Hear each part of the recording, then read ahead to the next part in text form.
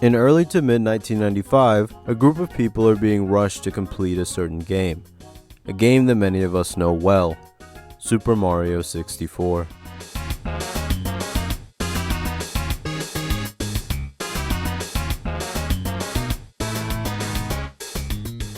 Today I'll be analyzing Greenio's SM64 Classified series with a special guest. They'll be covering the second part of this series, so make sure to go to their channel in the links below. All of the important stuff is also down there, including my social media that you should follow. Let's get into the video. I'll be going in chronological order thanks to Nightfair, who is not only collabing with me on this video, but also talk directly to Greenio in order to get a chronological order of episodes and clarify other things. That being said, I'll be starting off with the episode Genesis. In the beginning of this video, we see Jim recording footage of the current beta of the game at that time. Thought it was. So anyway, here's how the game's going so far. We're almost done with the engine. It's mostly functional at this point. The game itself is very straightforward. It's Mario, but in 3D.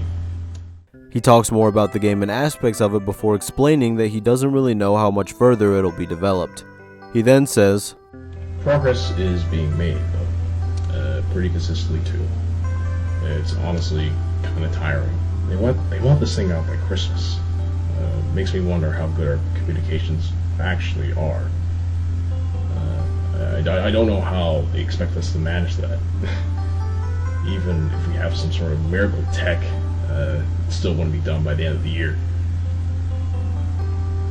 Anyways, that concludes step block 1. So Nintendo is rushing them to finish the game in order to likely be one of the first games of 1996 and cash in on the Christmas season both. The video then switches to Jim's second log. Ultra Mario Devlog 32. We now see the game is called Ultra Mario. Jim says that Nintendo wants the game to be more open for players, and on the screen we can clearly see that. He's understandably frustrated as a ton of progress was destroyed because of this sudden change. Now the rush is even worse. And on top of that... Hey Jim, have you got a sec? Sure. Yeah, okay, cool. So, how long do you think it would take for this to be implemented? Oh my god. Are you kidding? Whoa, what's wrong with it? Nothing, man. Just... come on. A floating Wario head? Workstations can't process that. What makes you think the game tech will? Okay, so, sorry, I'll just leave now, I guess. Alright. Oh, but wait, maybe it could work as a tile strip. I don't know, maybe? I don't know how this stuff works. Alright, so sorry for bothering you. Yeah. Bill wants a Wario head apparition programmed into the game, which is oddly familiar. But let's move on to the next log.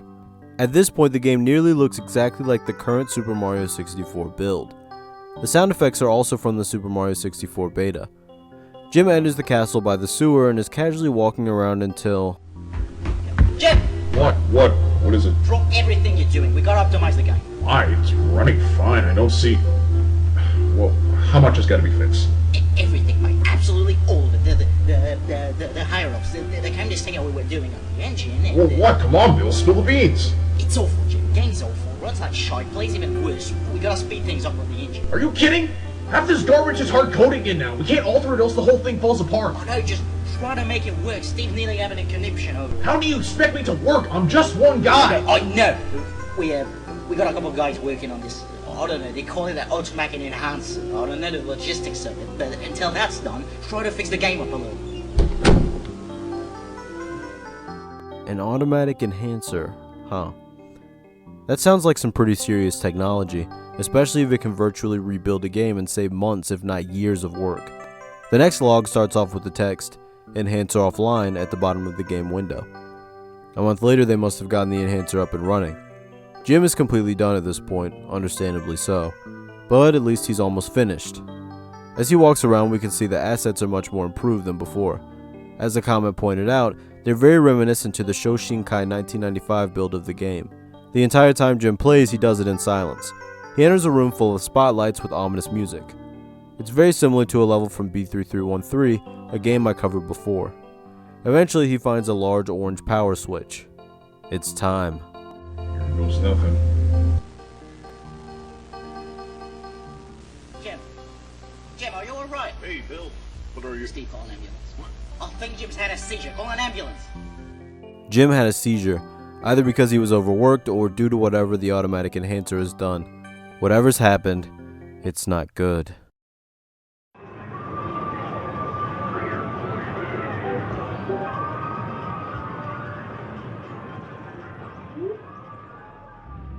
Beta Bomb on Battlefield starts off with someone playing the beta version of Mario 64 in what seems to be a store, as I'm pretty sure the text under the TV says something about it being 9,800 yen. Eventually, the player runs around Bomb on Battlefield for a bit, and we can see some familiar and unfamiliar assets.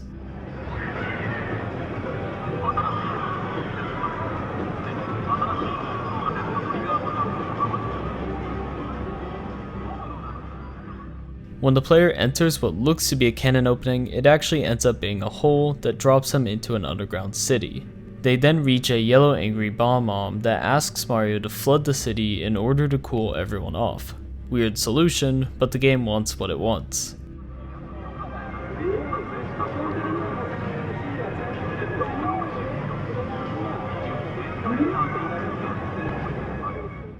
The player follows directions and goes to the top of the city in order to turn off the switch, but while there, they notice a very familiar orange button.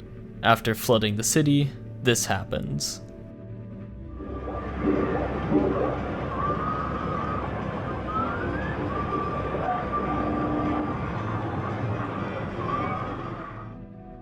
Well, now we know that the automatic enhancer is what caused Jim's seizure, through the insane amount of flashing that goes on after you press it. Clearly, this enhancer is still in its infancy, since it also crashed the game. November 15th, 1995 starts off with text saying, "Should probably add a Nintendo Power Presents text here first. Ultra 64 Super Mario Bros. Promo." It then starts describing the plot of the promo, with an employee being spied on by goons from Sony and Sega. After being attacked and tied to a chair, the Sega employee would be attempting to interrogate the Nintendo employee about Super Mario 64. After this, the person reviewing the script says to shelf it since the game got delayed again. We then switch to a different scene that shows gameplay of the game's environments.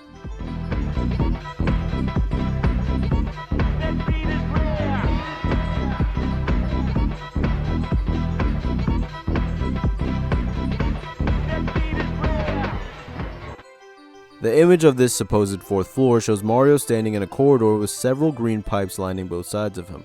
The top right also may be some kind of creepy painting, although I'm not sure. It then shows a couple more pages of the plot outline with someone angrily telling the sender to stop since the game had been delayed. One interesting line here is when the employee says, "And that's just when I play it," implying that the employee is having their own individual experience, likely because of the personalized AI. It then cuts and opens up to the Bowser's Dark World painting with some type of red substance on it. An eyeless Mario appears, and then the scene cuts again to the eyeless Mario on a blank background. It says, "I'm not having fun." Before it cuts again to a distorted image of the faceless Mario in different places in the castle, before it says, "Find the way to the fourth. End this once and for all. It's time to wake up." Eyeless Mario is an apparition that appeared before when the automatic enhancer was activated. Therefore, we can associate him with the AI and possibly the sentience of said AI.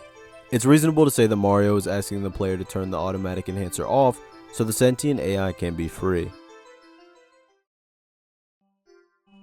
In the beginning of Aftermath, Bill is attempting to record voice lines for a commercial.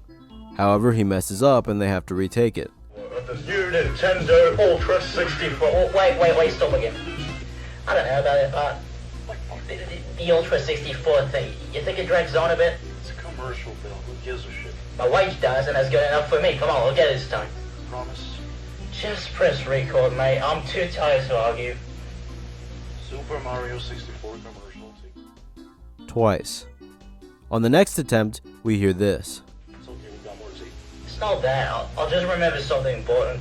You know those scripts that Jim's been sending you? Yeah, tell me about it.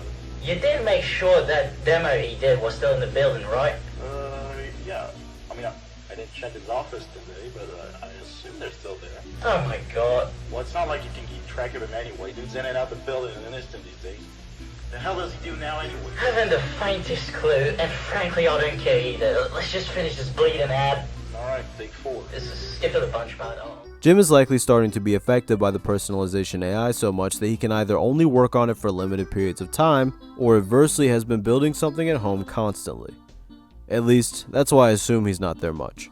At the very end, we see the eyeless Mario dancing, and Bill notices it as well. Could you rewind a bit? Sure.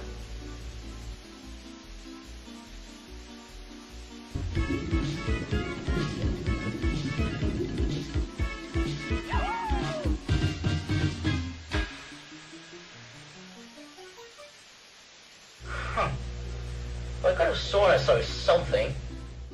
They then notice that there's more gameplay recorded on a different build, including a very strange level. Unsurprisingly, it's recorded by Jim. Steve asks Bill why they don't just use builds without the personalization AI, and Bill replies that that basically isn't really possible. This is likely because of the intense time constraints that they've been put under. They start another script and accidentally play another log from Jim before Bill notices something. Wait, is that a cassette recorder? It's rolling. How long has this been? It shows us that same Bowser's Dark World area, and the eyeless Mario once again flashes onto the screen.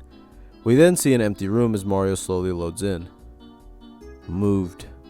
I have been moved. Someplace unknown. Someplace dark. He wants to know. He will not stop until he knows.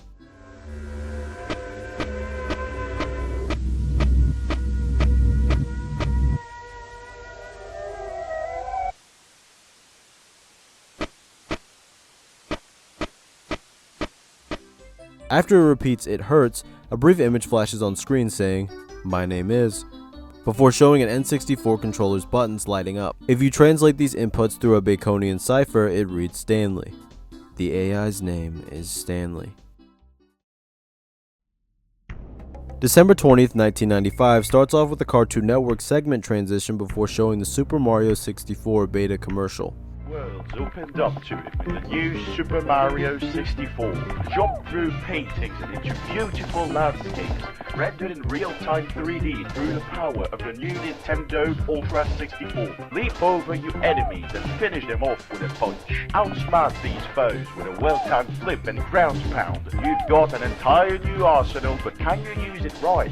Will you take it? Everything is going well until it cuts off at the end and a Wario apparition appears. After it cuts off, we see this. This is a test. This station is conducting a test of the emergency broadcast system.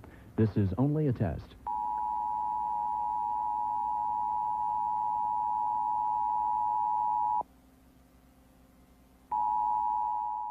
And that's it for this episode.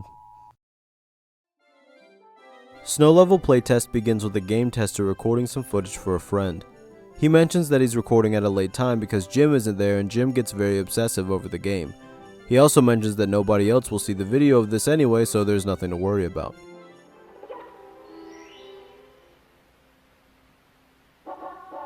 Okay, so one of the level designers, Mr. Haruhana, I think it was, just finished the snow level, though some of the collision isn't done yet, so I gotta go find the screwed up spots.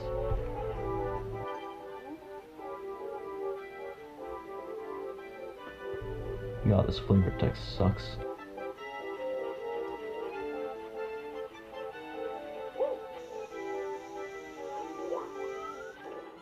He starts to show off a snow level and kind of just briefly mentions things he likes and dislikes while playing around. That is, until he finds a pipe.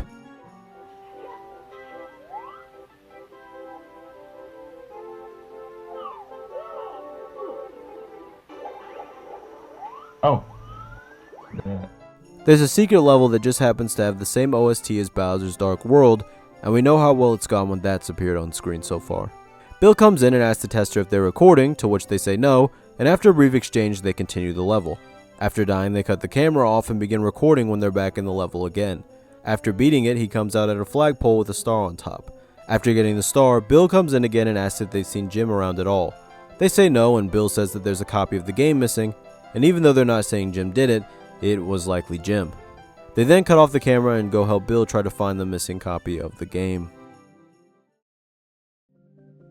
Deeper Cavern starts off with someone playing in Hazy Maze Cave.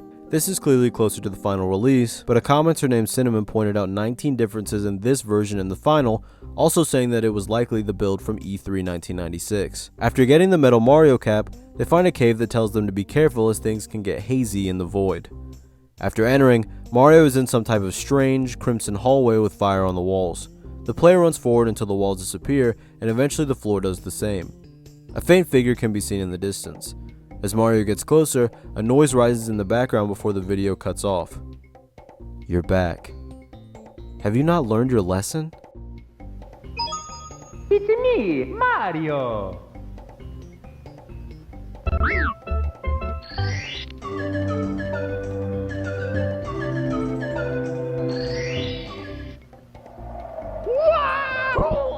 After the game restarts, Mario is in a version of the castle grounds that's covered in fog. The bridge is gone and so is all the water. A door leading to the basement still works though. Mario enters a room with 4 doors and a sign that says, 4 doors, 4 challenges. Will you cower in fear and let the darkness consume you? Or will you face it and uncover the castle's true form? Choose wisely. Every door won't budge except for one. Now check out Nightfair's second part for the rest of the series.